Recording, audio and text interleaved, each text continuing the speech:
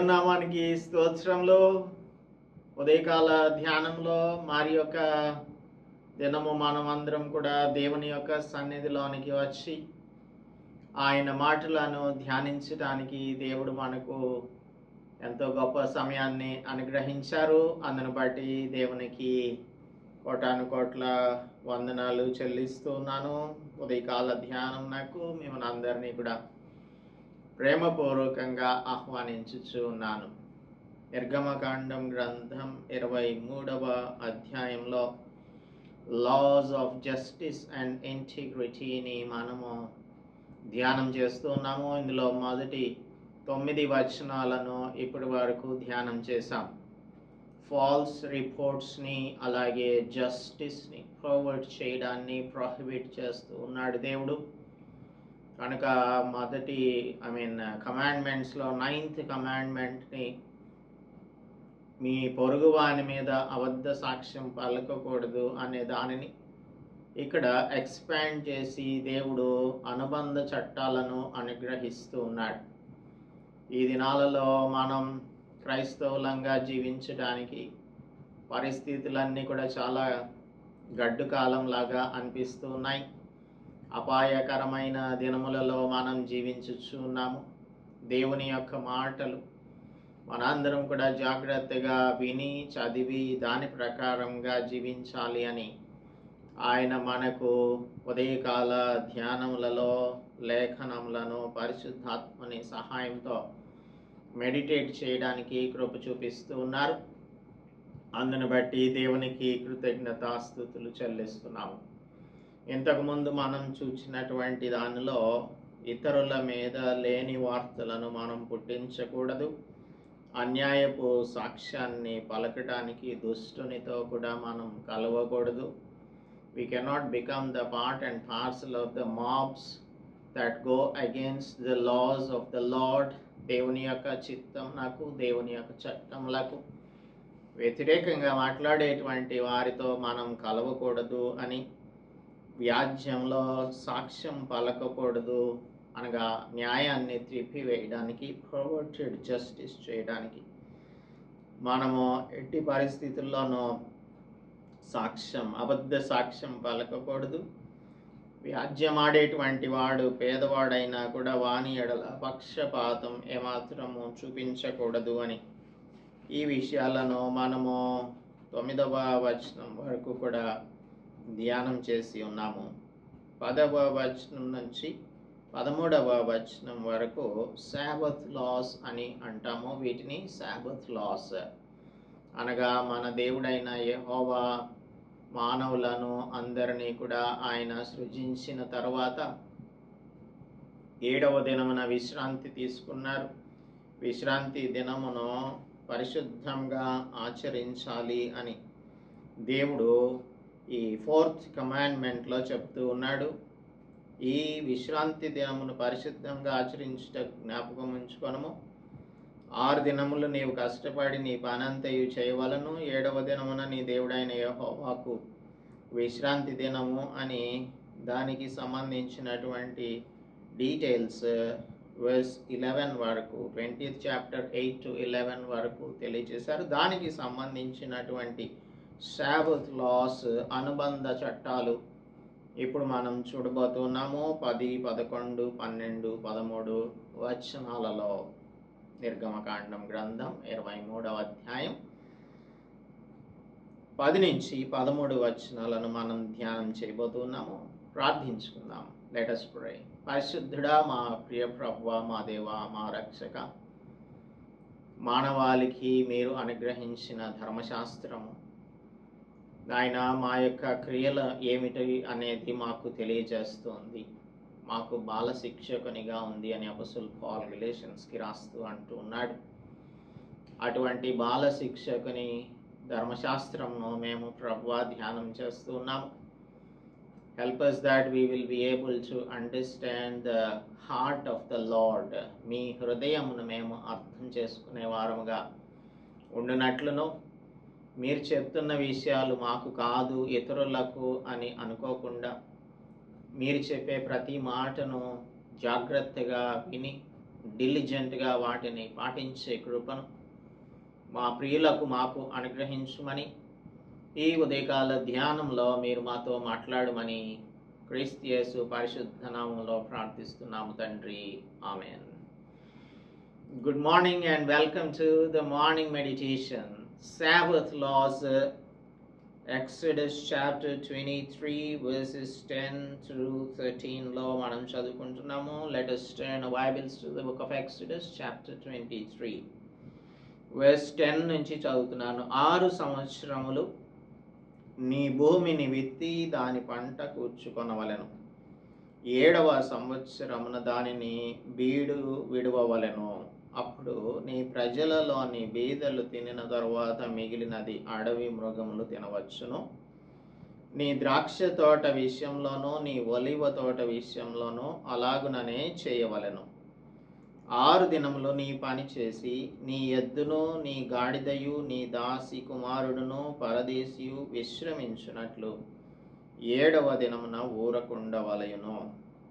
నేను మీతో చెప్పిన వాటన్నిటినీ జాగ్రత్తగా గాయకొనవలెను.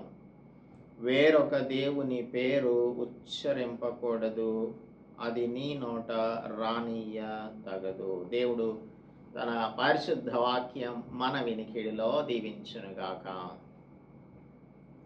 9వ వచనంలో కైండ్నెస్ టు ద స్ట్రేంజర్స్ని గురించి చెప్తూ ఉన్నాడు. అలాగే ఇక్కడ కూడా స్ట్రేంజర్స్ని బాధ పెట్టకూడదు అనే విషయాన్ని తెలియపరుస్తూ ఉన్నాడు. సో 10వ వచనంలోనికి వచ్చేసరికి ద 7th year 6 సంవత్సరములు నీ భూమిని విత్తి దాని పంట కూర్చుకోవాలి.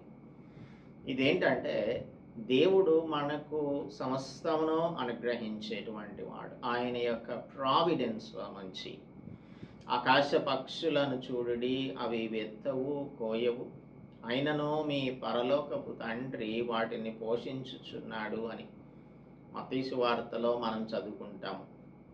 అలాగనే లూకాసు వార్తలో కాకుల సంగతి విచారించుడి, అవి వెత్తవు కోయవు, వాటికి గరిసె లేదు, అనగా స్టోర్ రూమ్స్ లేవు, కొట్లు అంతకంటే కూడా లేవు, బాన్స్ లేవు వాటికి, అయినను దేవుడు వాటిని పోషించుచున్నాడు అని చెప్తున్నాడు. మీరు అనేకమైన పక్షుల కంటే శ్రేష్ఠులైనటువంటి వారు.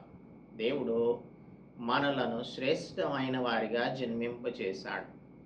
అంతేకాదు ఆయన మనలను తిరిగి జన్మింపచేయటం ద్వారా తన స్వాస్థ్యంగా మనలను చేసుకున్నారు, ఇజ్రాయేలీయులను. అయితే వారిని స్వాస్థ్యంగా పిలిచినప్పటికీ కూడా ఆత్మీయ వారసత్వాన్ని మాత్రం పొందినది మనమే. ఎందుకంటే ఇజ్రాయేలీయులు దేవుని యొక్క మాట వినలేదు. ఆత్మీయ ఇజ్రాయేలీయులమైన మనము ఆయన మాటను ఖచ్చితంగా వింటాము అని దేవుడు తప్పక మన నుంచి ఎక్స్పెక్ట్ చేస్తూ ఉన్నారు. అందుచేత మనం దేవుని యొక్క మాటలను జాగ్రత్తగా చదివి అర్థం చేసుకోవాలి. సో ఆకాశ పక్షులను పోషించే దేవుడు, కాకులను పోషించేవాడు, అడవి జంతువులకు ఆహారమును ఏర్పాటు చేసేటువంటి వాడు, అన్నీ చేసేటువంటి వాడు మన దేవుడు. కనుక ఆయన యొక్క ప్రావిడెన్స్లో ఆయన మనకు సమస్తమును అనుగ్రహించేవానిగా ఉన్నాడు అని మనం నమ్మాలి. 6 సంవత్సరాలు మనము భూమిని విత్తి దాని పంట కూర్చుకుంటే 7వ సంవత్సరంలో మనకు ఆహారం ఎవరు పెడతారు అనే ప్రశ్న మనకు తలెత్తకూడదు. ఎందుకంటే దేవుడు ఒక మాట సెలవిచ్చినప్పుడు ఆయనే చూసుకుంటాడు, సమస్తమును ఆయనే చూసుకుంటాడు అనేది మనం నమ్మవలసి ఉంటుంది.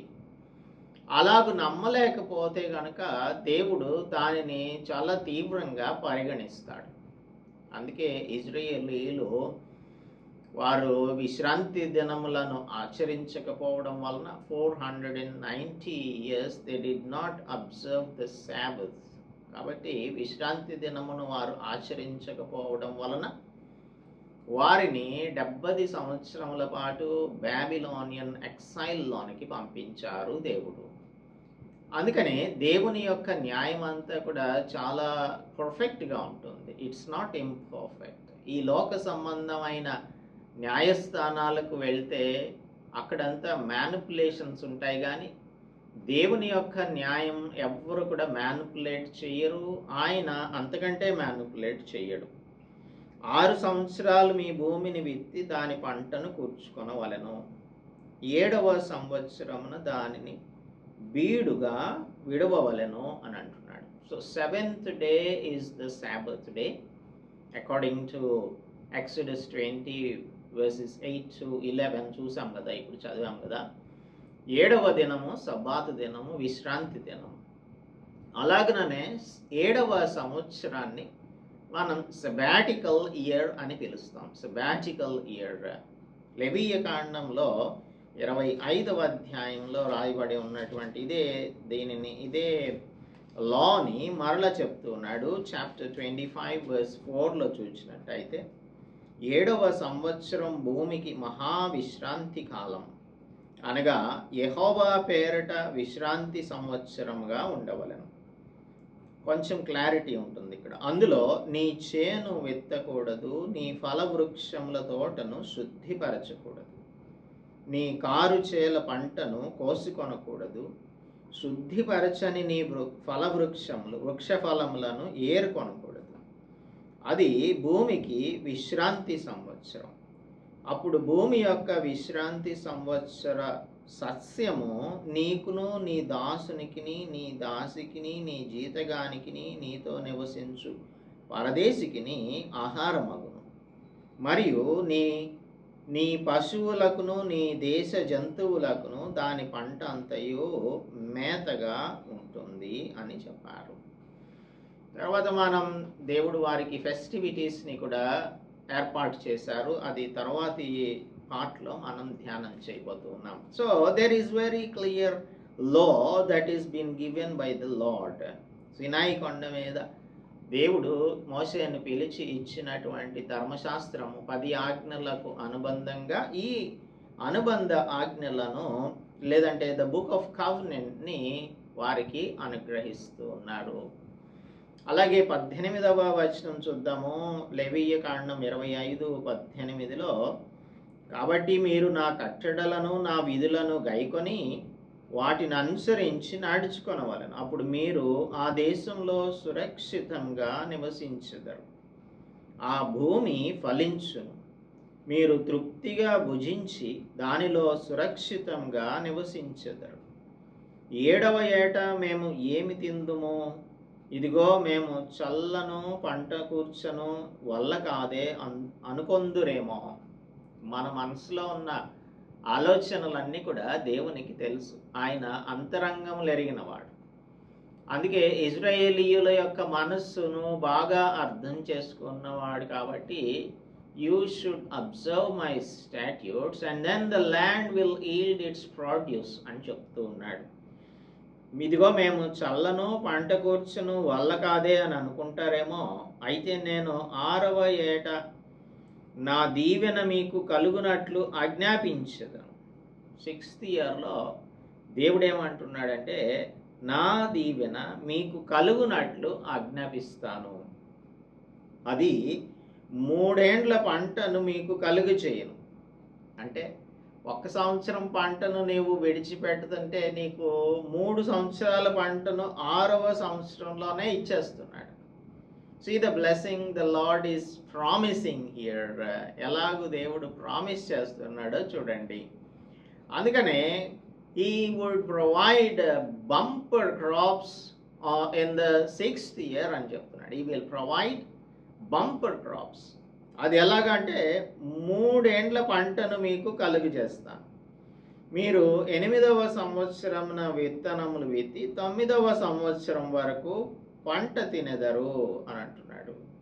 సో 6th ఇయర్లో మనకు వచ్చిన 3 year ప్రొడ్యూస్ని 7th year 8th year మీరు 8వ సంవత్సరమున విత్తనాలు విత్తుతారు కదా, మరి అది రావడానికి ఇంకొక సంవత్సరం పడుతుంది. విత్తి 9వ సంవత్సరం వరకు పాత పంట తింటారు అని చెప్తున్నాడు.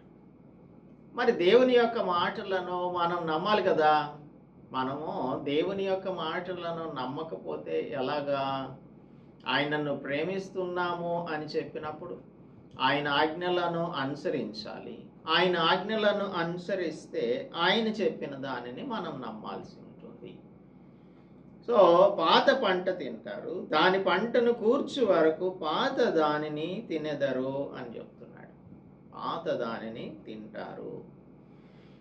So this is a bumper blessing the lord is promising. దీనిని మనం అర్థం చేసుకోలేకపోతే మనం ఏం చేస్తామంటే ఇజ్రాయేలీయుల వలె విశ్రాంతి దినమును ఆచరించకుండా ఉంటాం.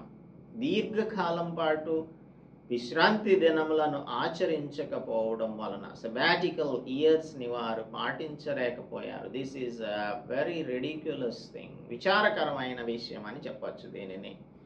అందుచేతనే దేవుడు వారిని 70 సంవత్సరముల పాటు బబులోను చెరలోనికి పంపించేశారు.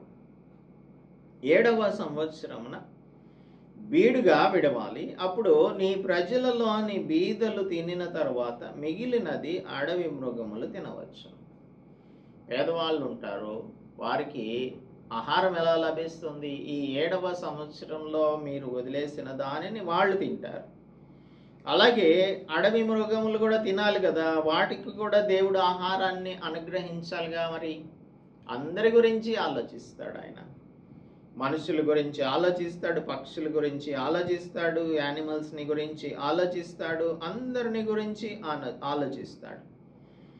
ఇంకా నీ ద్రాక్ష తోట విషయంలోనూ నీ ఒలివ తోట విషయంలోనూ అలాగే చేయాలి.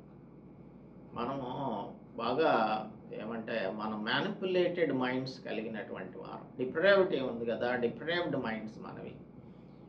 దేవుడు చెప్పింది ఒక్కటేలే అని చెప్పి ద్రాక్ష తోటల విషయంలో చేసి ఒలివ తోట విషయంలో చేయకుండా ఉంటారేమో అంటే దేర్ ఈజ్ నో ఎక్సెప్షన్ అని గుర్తు చేస్తూ ఉన్నాడు. There is no exception.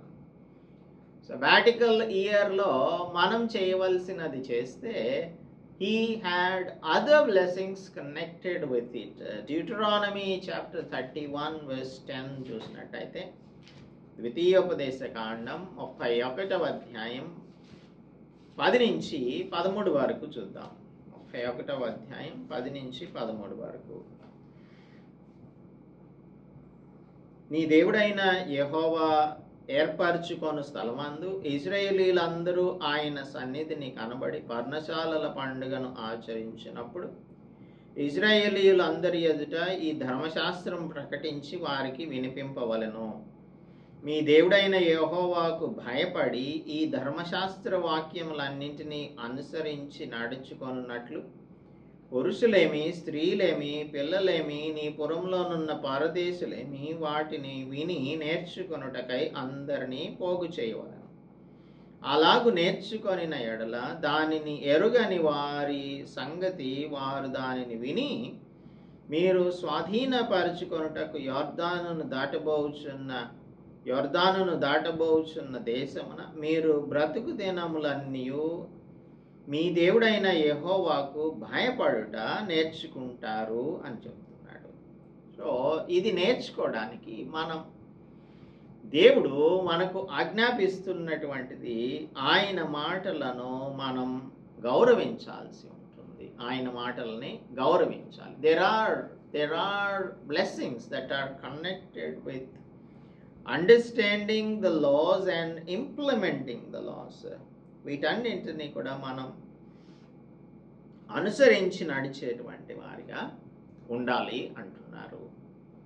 అయితే విచారకరమైనటువంటి సంగతి, ఇశ్రాయేలీలందరికీ కూడా ఏదైనా ఎప్పుడైనా చెప్తే దానికి మేము చేస్తాము అని అంటారు కానీ చెయ్యరు. మనం కూడా అంతే, మానవ హృదయం అలాంటిదే. మేము చేస్తాము అంటాము కానీ చెయ్యము. దేవుడు చెప్పిన దానిని మనం అబ్జర్వ్ చేయకపోతే ఎలా కుదురుతుంది? They did not observe. 2వ దినవృత్తాంతముల గ్రంథం 36వ అధ్యాయం 21వ వచనం చదివితే చివరి భాగంలో 2nd Chronicles చాప్టర్ 36 అనగా లాస్ట్ చాప్టర్, అది వర్స్ 21 చదువుతున్నాను. ఇర్మియా ద్వారా పలకబడిన యెహోవా మాట నెరవేరుటకై విశ్రాంతి దినములను దేశము అనుభవించు వరకు ఇది సంభవించెను. దేశం పాడుగానున్న 70 సంవత్సరముల కాలం అది విశ్రాంతి దినములను అనుభవించను. ఎందుకంటే ఇశ్రాయేలీలు ఈ సబాటికల్ ఇయర్స్ని వారు ఆచరించలేకపోయారు. ఇర్మియా గ్రంథం 25వ అధ్యాయం 11వ వచనం చూద్దాం. 25:11, 25:11 ఆఫ్ ద బుక్ ఆఫ్ జెరమయా. ఈ దేశమంతయు పాడుగాను నిర్జనముగాను ఉండును. ఈ జనులు 70 సంవత్సరములు బబులోను నా రాజునకు దాసులుగా ఉందురు. యెహోవా వాక్కు ఇదే.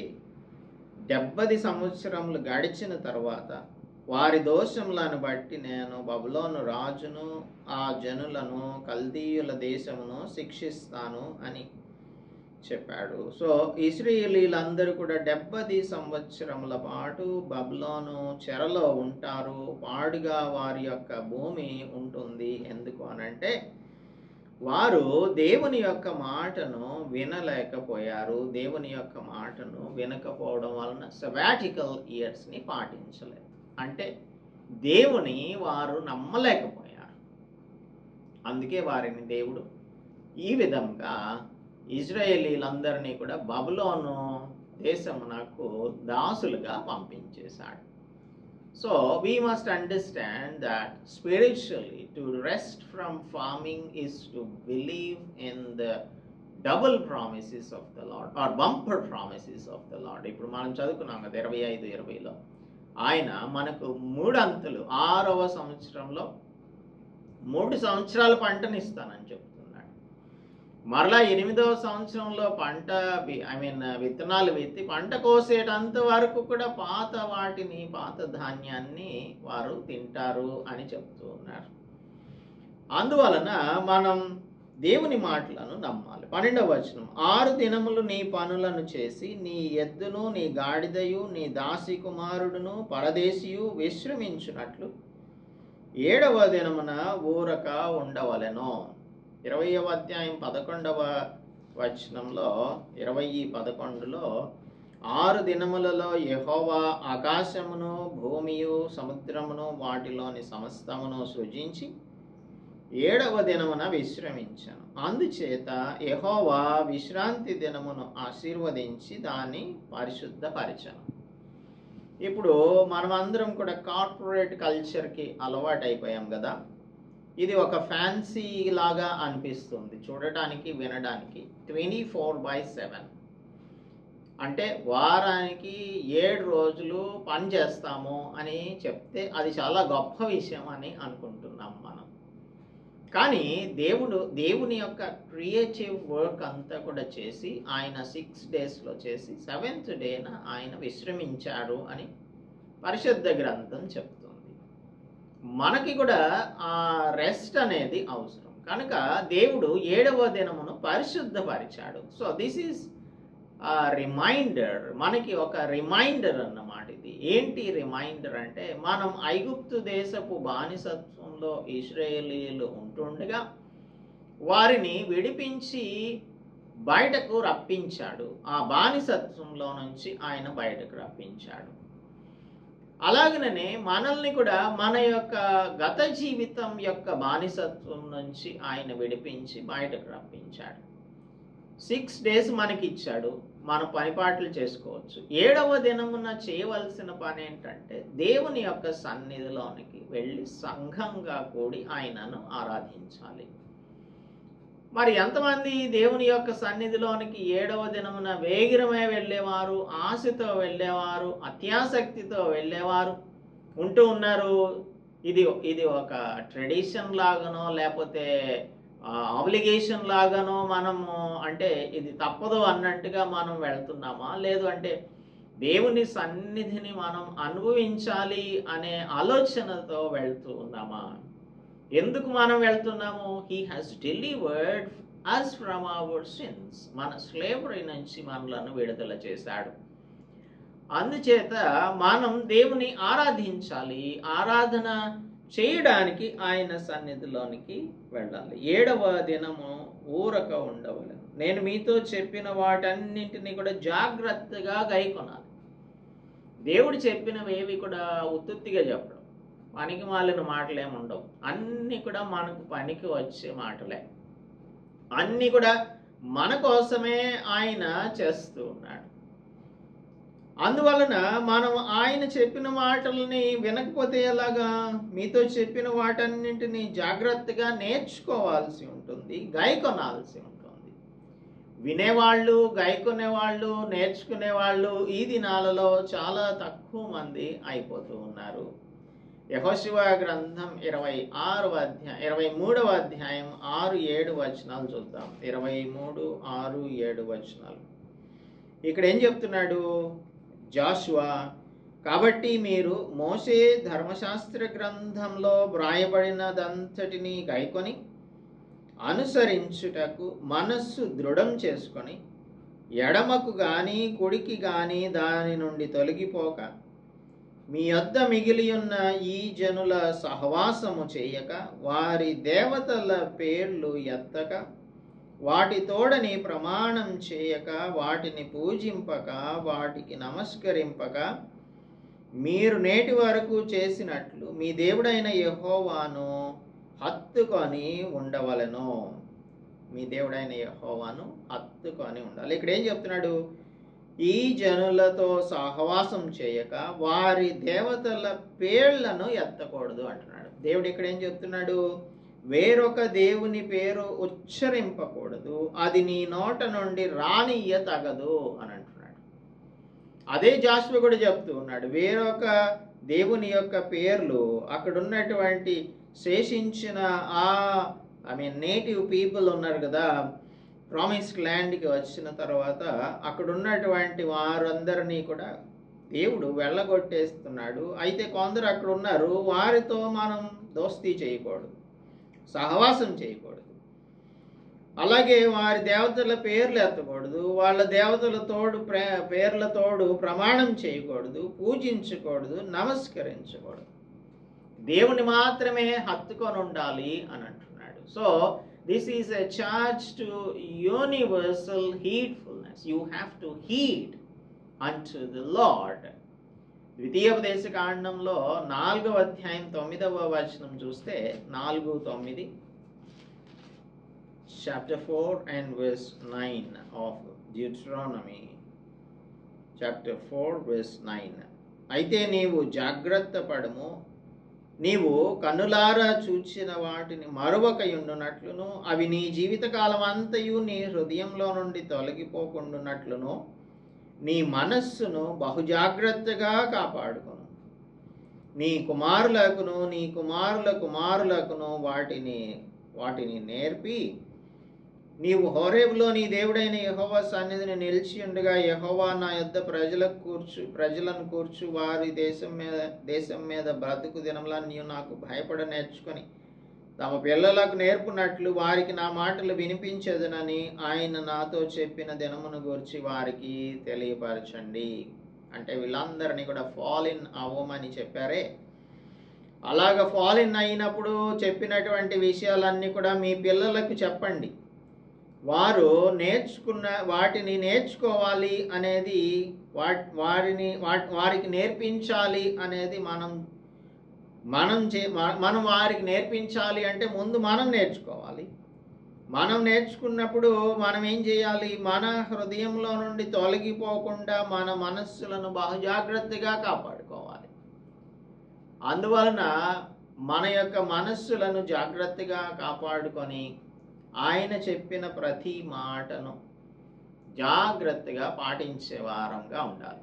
ఈ లా ఆఫ్ సబ్బత్ అనేది మిగిలిన లాస్ అన్నింటికంటే ఎక్కువ సార్లు పరిశుద్ధ గ్రంథంలో రిపీటెడ్గా చెప్పబడింది. ఎందుకు అంటే this is very serious and this is a weighty issue.